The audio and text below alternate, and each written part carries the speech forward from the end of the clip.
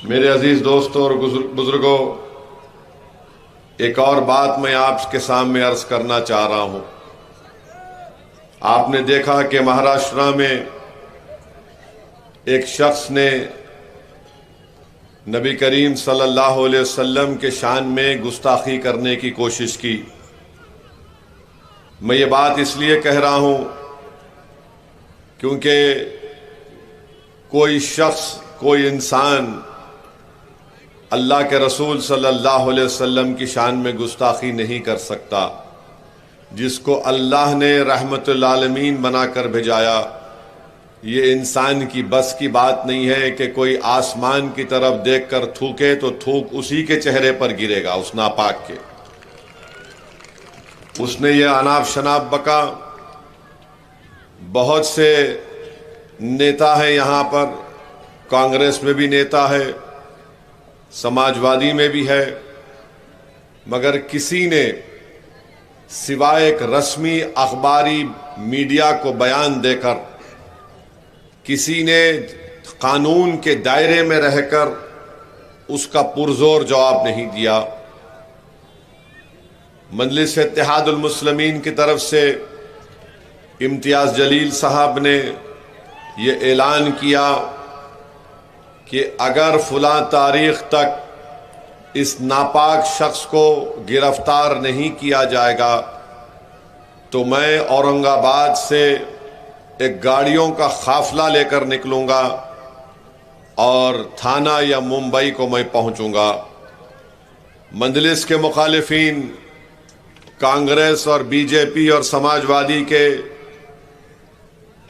कमजोर नाखिस लोग, जिनको हिंदी में क्या बोलते, नपुंसक क्या बोलते, हाँ,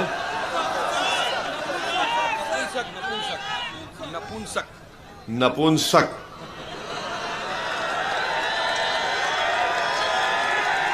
इन लोगों में इतनी हिम्मत नहीं थी, और जब इम्तियाज जलील ने ऐलान किया तो सब ये समझ रहे थे कि नहीं नहीं, ये मीडिया पब्लिसिटी के लिए बोल रहे हैं। फिर बाद में इन कमजोरों ने कहा कि नहीं, पुलिस इनको रोक लेगी, औरंगाबाद में ये प्रेस कॉन्फ्रेंस करेगा। जब दिन आया एहतजाज का तो औरंगाबाद में महाराष्ट्र के मुख्तलिफ मुकामात से हजारों की तादाद में लोग अपनी अपनी गाड़ी लेकर निकले। हर कोई अपनी अपनी इस्तेताअत से निकला।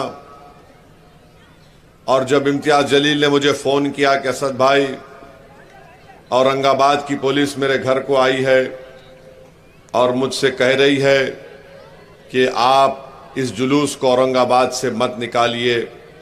मैंने कहा इम्तियाज, तो उनकी बात को मान लो। बोले क्या बोल रहे आप? मैंने कहा बात को मान लो। औरंगाबाद शहर में अमित शाह है, आप बोलो कि मैं बंबई नहीं जाता हूं, मैं अमित शाह के पास पूरे लोगों को लेके आ जाता हूं गाड़ी लेके।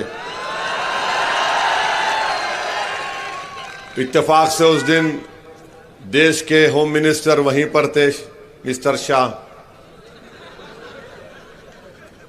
तो औरंगाबाद की पुलिस ने कहा कि ठीक है सर, आपको जो करना है आप कर लीजिए।